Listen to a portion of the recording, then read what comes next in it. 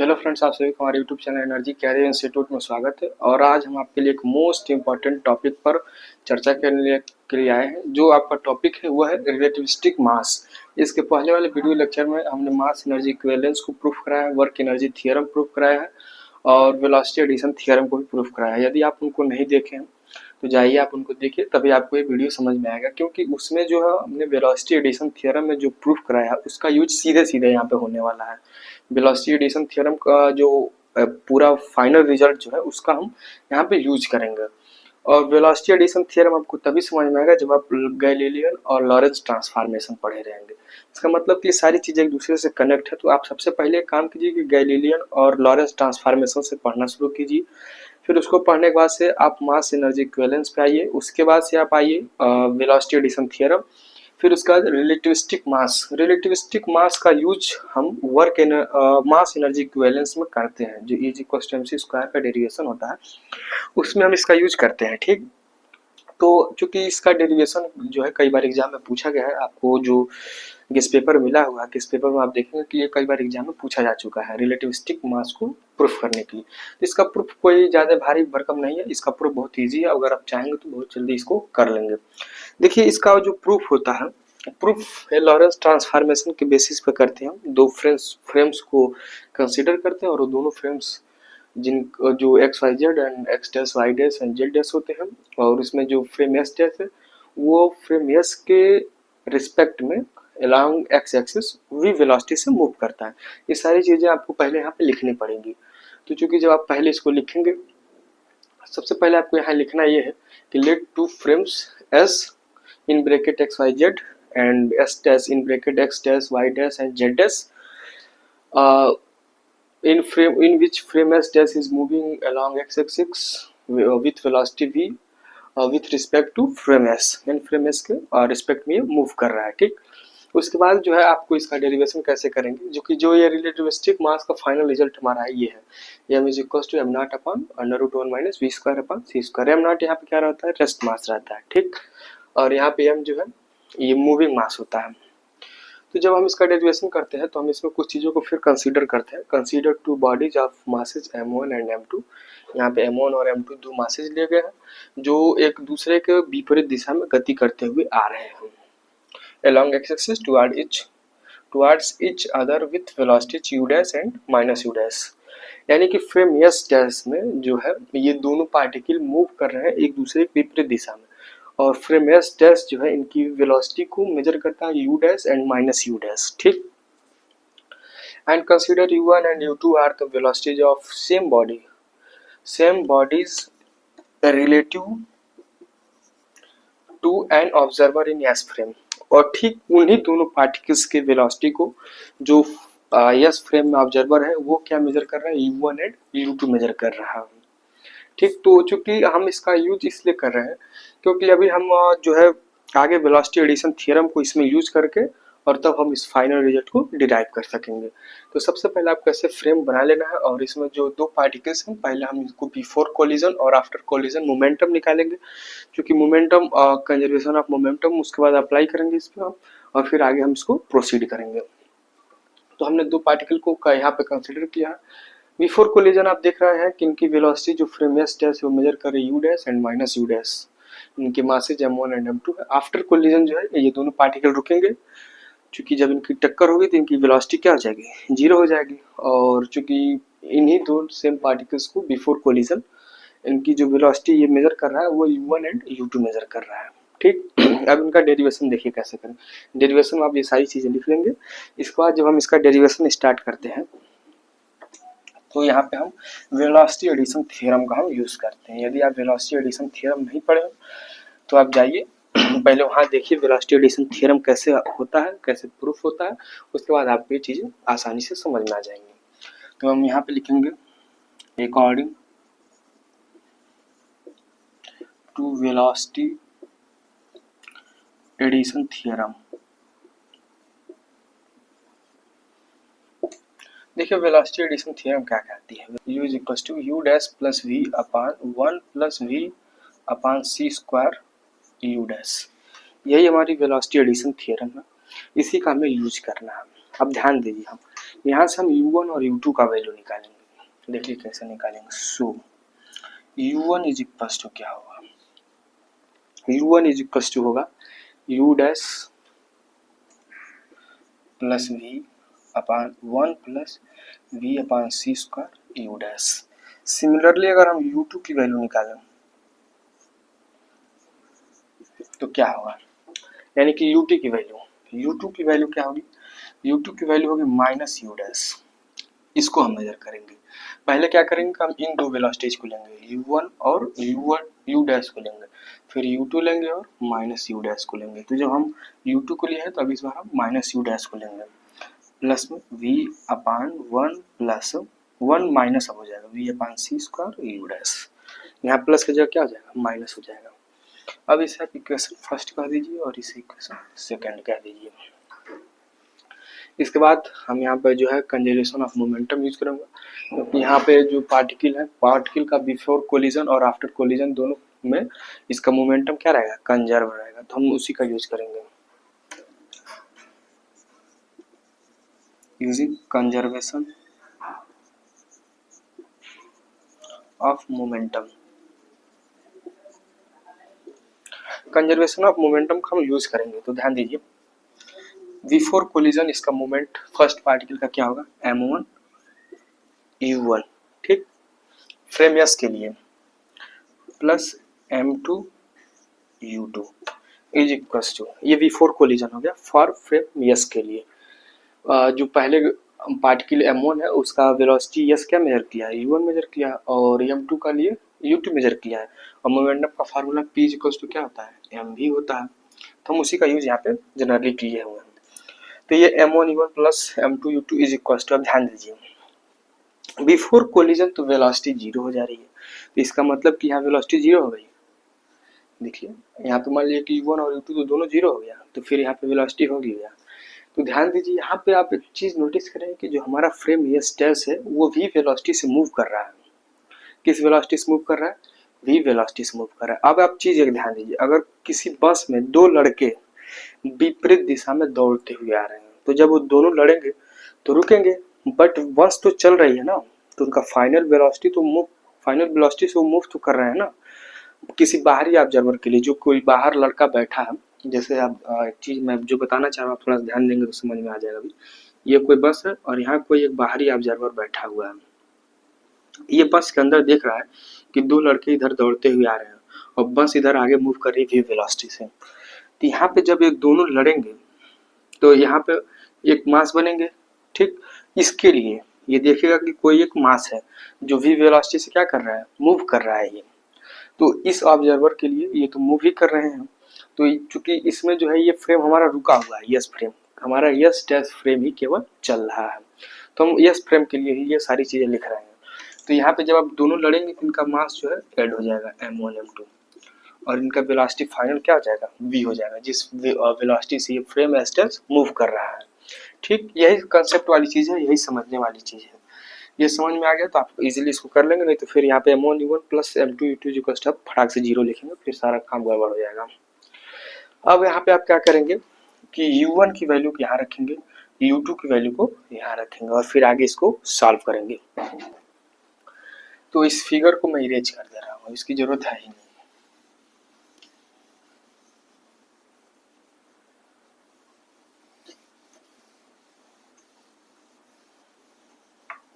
और इसे आपको इक्वेशन थर्ड कह दीजिए, और यहाँ पे लिखिए putting the value of u1 and u2 in equation third. Equation third में हम u1 और u2 की वैल्यू को क्या करेंगे, पुट कर देंगे। तो ये क्या होगा, m1 u1 की वैल्यू ये है u dash plus v upon 1 plus v upon सी square u dash, plus m2 की वैल्यू क्या है, ध्यान दीजिए ये है minus u dash plus v upon 1 minus v upon C, यहाँ स्क्वायर रहेगा v अपान सी का स्क्वायर और u डैश, ठीक, is equals to m1 plus m2 into v हो गया। तो जब हम इसको आप सॉल्व करेंगे तो ध्यान दीजिए क्या होगा, m1 u dash plus v upon 1 plus v upon सी square u dash minus m1 v। यहाँ से m1 को v से गुणा करके इधर बुला लिया, फिर उधर ध्यान दीजिए अब क्या होगा, m2 v माइनस m2, ये उधर जाएगा तो minus you dash plus we upon 1 minus v upon C square you dash.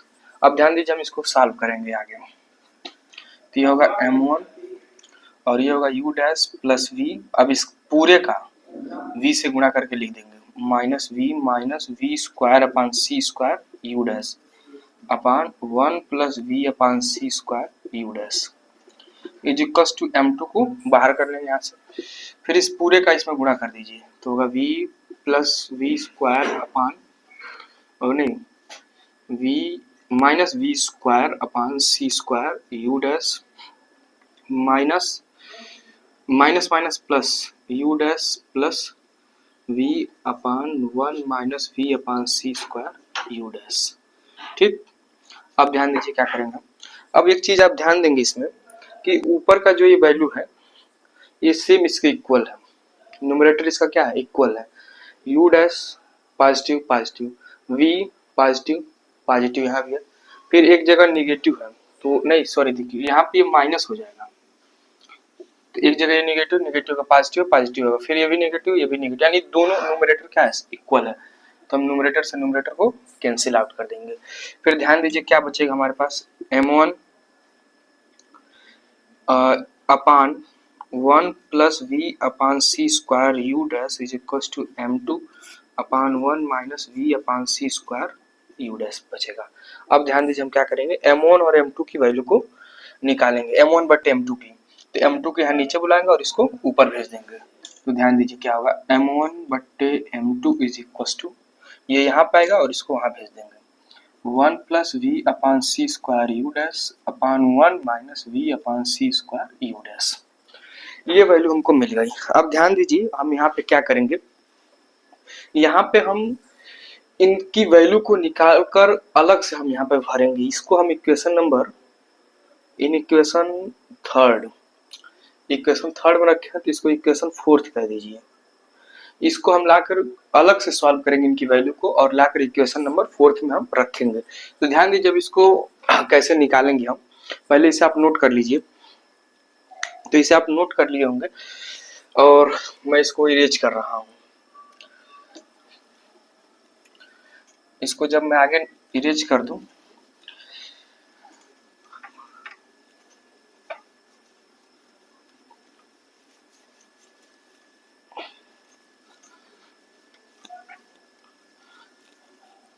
तो फिर ध्यान दीजिए अब क्या होगा, अब इसको हम इसकी वैल्यू को फाइंड आउट करने के लिए लिखेंगे to find the value 1 plus we upon C square you dash, we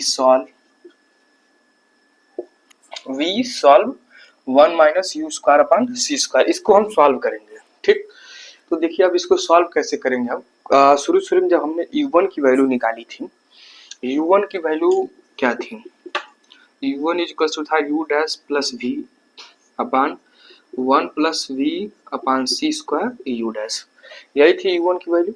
ये u1 की वैल्यू जो है हम यहाँ पर रख के इसको सॉल्व करेंगे तो हमको इसकी वैल्यू मिल जाएगी। अब ये कहेंगे कि ये वैल्यू कहाँ से आई है, ये देखिए यहाँ एक की पॉइंट है, इसी को सॉल्व करके वैल्यू लाया जाएगा, आपको ये याद रखना है कि इसी को सॉल्व करके इसकी वैल्यू को हमें फाइंड आउट करना है। ठीक, क्योंकि इसको करने के बहुत सारे मेथड है लेकिन मुझे ये मेथड काफी इजी लगता है तो इसलिए मैं मेथड आपको बता रहा हूँ, इसको जब आप सॉल्व करेंगे तो इसकी वैल्यू हमें मिल जाएगी। तो ध्यान दीजिए u1 की वैल्यू को हम यहाँ रखेंगे, हम तो u1 की वैल्यू को जब आप रखेंगे तो ध्यान दीजिए क्या होगा, ये होगा 1 minus 1 upon C square into u dash plus we upon 1 plus we upon C square you dash का होल स्क्वायर, यानी u1 की वैल्यू का पूरा होल स्क्वायर होगा। अब इसको ध्यान दीजिए, इसको कैसे लिख सकते हैं हम, इसको लिखने के लिए हम ऐसे लिखेंगे 1 माइनस 1 अपान सी square into u dash plus v का होल स्क्वायर और इसके बट्टे में 1 plus v upon C square you dash का होल स्क्वायर। इस तरह से हम इसको लिखेंगे। ठीक, अब ध्यान दीजिए आगे जब इसको हम सॉल्व करेंगे तो क्या होगा।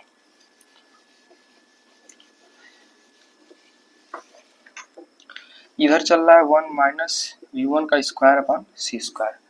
अब एक काम करिए, इसके होल स्क्वायर को ओपन कीजिए तो क्या होगा 1 माइनस 1 अपान सी स्क्वायर और ये होगा u1 डैश का whole square plus v square plus 2 u1 dash v और पूरे के बट्टे में यहाँ क्या चल रहा है 1 प्लस v अपान सी का होल स्क्वायर u डैश का होल स्क्वायर। ठीक, ये चल रहा है। अब ध्यान दीजिए जब हम इसका अंदर गुणा करेंगे तो क्या होगा 1 minus c one square upon C square is equal to, अंदर जब गुणा करेंगे तो होगा 1 माइनस u1 डैश का square upon C square minus we square upon C square minus 2 u dash v upon C square और पूरे के बट्टे में क्या चल रहा है 1 plus v u dash upon सी स्क्वायर का होल स्क्वायर। ये शायद नीचे वाली वैल्यू आपको दिख रही है, ये नीचे यहाँ पे लाइट पड़ रहा है। यहाँ पे एक्चुअली ये जो लिखा हूँ मैं इसको थोड़ा सा मैं किनारे लिख दूंगा तो शायद दिखेगा। यहाँ जो है बचेगा 1 प्लस ये पूरे बट्टे में नहीं 1 plus we upon C square you dash का होल स्क्वायर। अब शायद दिख रहा होगा, हाँ अब दिख रहा है। तो ये हो गया इसका होल स्क्वायर और यहाँ पे ये सी स्क्वायर लिखा हूँ, याद रहे हो। तो जब हम इसके बाद इसको आगे सॉल्व करेंगे तो क्या होगा इसका गुणा हम इसमें कर दे रहे हैं यहाँ पे, तो होगा आपका, अब इसको हम क्या करें इरेज करना पड़ेगा हमको पूरा इधर से इरेज कर दे रहा हूँ, आप लिख लिए होंगे इसे। यहाँ पे लिखा था वी सॉल्व, उसी को बस इरेज किया हूँ। वी सॉल्व मैं यहाँ पे लिख दे रहा हूँ वी सॉल्व। ठीक, यहाँ पे लिख दिया।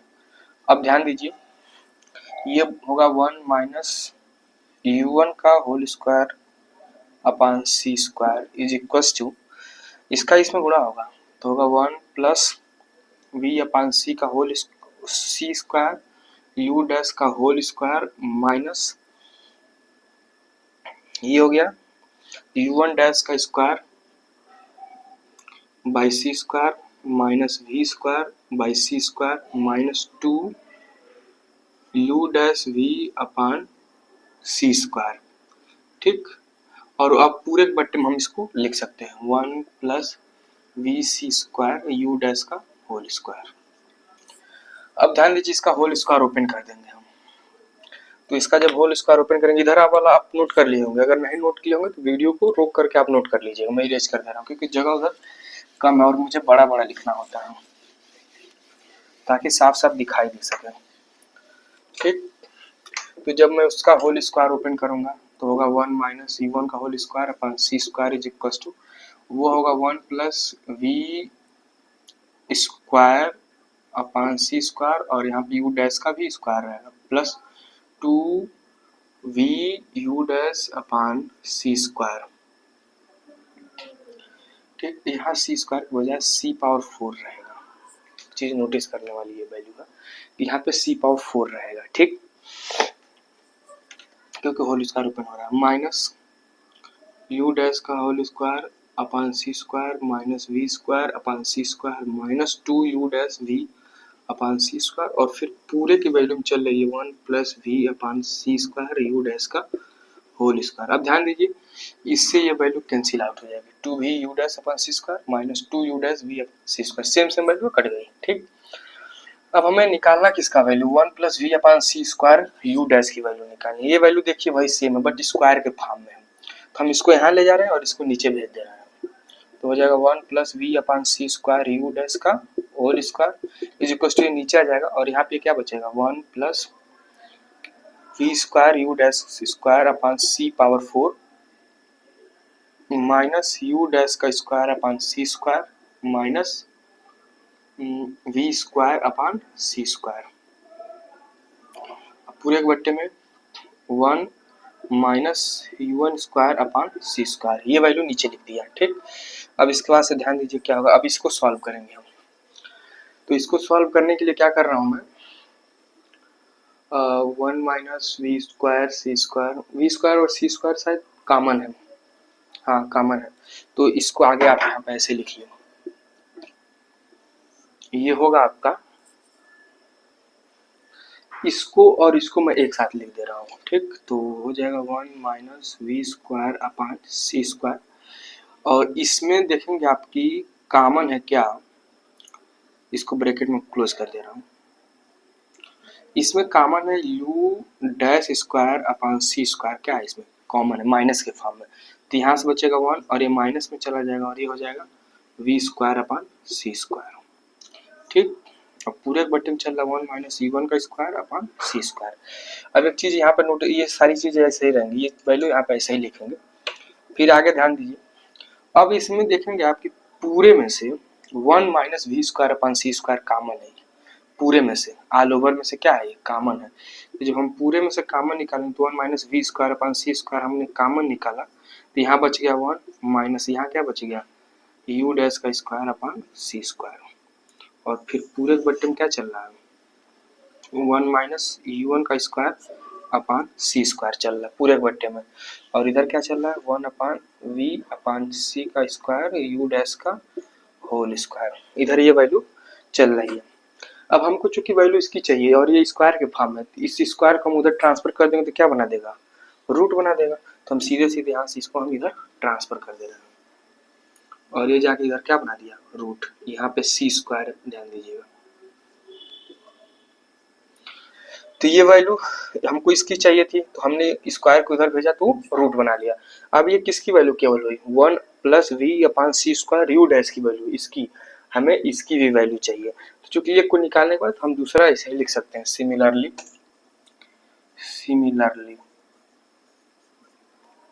1 minus v upon C square you dash की जो वैल्यू होगी वो होगी, ठीक इसी तरह से लिखेंगे हम 1 minus we square upon C square और ब्रैकेट में 1 माइनस यू डैश का स्क्वायर अपान सी स्क्वायर, और पूरे के बट्टे में 1 माइनस यहाँ u1 की जगह बस आपको u2 कर देना, u2 स्क्वायर अपान सी स्क्वायर, ये पूरा होल रूट है, ठीक। तो ये वैल्यू हो गई, इसकी वैल्यू यहाँ निकल गई और इस नीचे वाली की वैल्यू यहाँ निकल गई। अब इन दोनों वैल्यू को उठाकर हम इक्वेशन नंबर 4 में रखेंगे, ठीक, आप देख रहे होंगे। तो जब हम इनकी वैल्यू को उठा के इक्वेशन नंबर 4 में रखेंगे तो देखिए क्या होगा, ये आप ऊपर वाला नहीं नोट किए होंगे तो वीडियो को रोक करके नोट कर लीजिएगा, बाकी मैं इसको इरेज कर दे रहा हूँ क्योंकि हमारे पास जगह बहुत कम है। तो इसकी वैल्यू को हम रखेंगे, इनको इक्वेशंस भी कुछ नाम रख दीजिए, ये इक्वेशन 5 कर दीजिए और इसे इक्वेशन 6 कर दीजिए। जब इनको आप रखेंगे उसमें तो ध्यान दीजिए क्या होगा,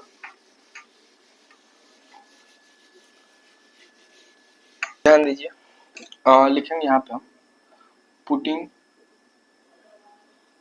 दी value of equation 5 and equation 6 in equation 4।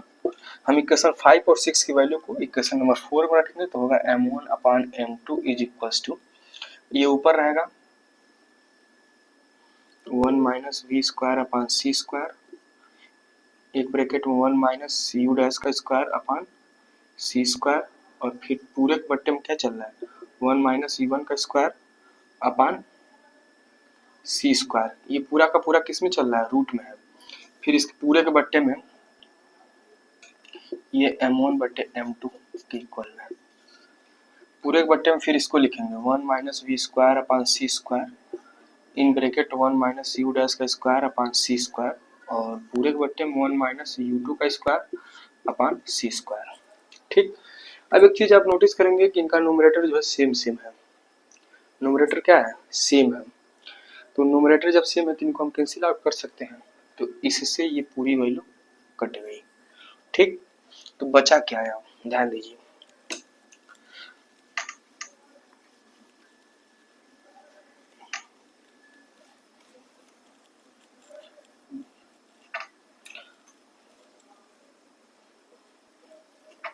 यहाँ पे बचा m1 बट्टे m2 is equals to 1 upon one upon के फॉर्म में ना लिखकर सीधे सीधे लिख लीजिए 1 माइनस U2 का स्क्वायर अपान सी स्क्वायर और पूरे बट्टे में 1 माइनस U1 का स्क्वायर अपान सी स्क्वायर। ठीक, ऐसे सीधे सीधे इसको ऊपर भेज दिया। अब यहाँ पे हम लिखेंगे let us consider the particle M2 is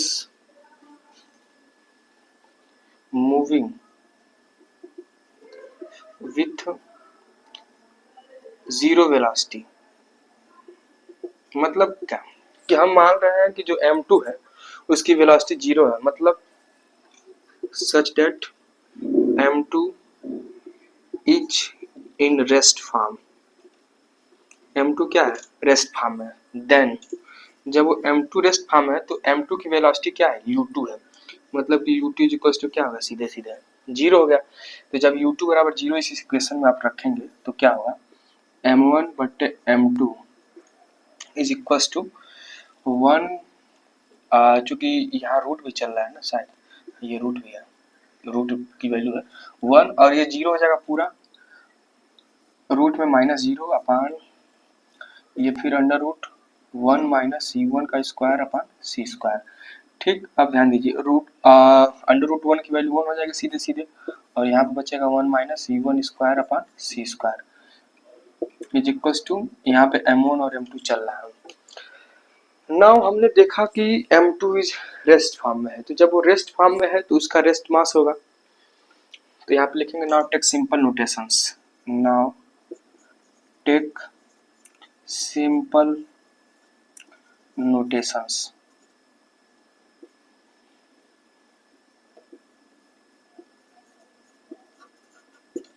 now take simple notations, M2 को हम M0 ले रहे हैं और U1 को हम V ले रहे हैं, तब ध्यान दीजिए, और M1 को M ले रहे हैं सीधे सीधे, तो क्या होगा? M upon M0 is equal to 1 upon under root 1 minus V square upon C square. अब क्या करेंगे आप? M0 को उधर भेज देंगे तो M इज इक्वल टू हो जाएगा M0 upon under root 1 minus V square upon सी स्क्वायर। यही आपका क्या है? रिलेटिविस्टिक मास है। तो मैं इसको थोड़ा साफ लिख दे रहा हूँ, यहाँ पे दिख नहीं रहा होगा, या फिर इसी को थोड़ा सा और बढ़िया से लिख दे रहा हूँ। यहाँ M0 चल रहा है तो M इज इक्वल टू क्या हो गया? M0 upon under root 1 minus V square upon सी स्क्वायर। ये वैल्यू हमको मिल गई। यही हमको क्या कहलाता है? रिलेटिविस्टिक मास कहलाता है, और इसको आइंस्टीन ने थियरी ऑफ रिलेटिविटी में बताया था। M is equal to M0 upon under root 1 minus V square upon C square. इसका यूज कहाँ होता है? जब mass energy equivalence is equal to MC square जब आप प्रूफ करेंगे तो वहां पे इसका यूज होगा। बाकी और भी जगह पे इसका यूज किया जाता है, आप इसको देख लेंगे, बेहतर ढंग से तैयार कर लेंगे। कई बार एग्जाम में पूछा हुआ है और ये जो है लॉन्ग क्वेश्चन में पूछा जाता है, लॉन्ग क्वेश्चन है, इसका प्रूफ आप ध्यान से देख लीजिए। इसमें कोई भी अगर स्टेप आपको ऐसा लगता है कि जो आपको नहीं समझ में आया तो आप कमेंट कीजिए, फिर हम बताने का कोशिश करेंगे। ठीक, तब तक आप पढ़ाई करते रहिए। धन्यवाद।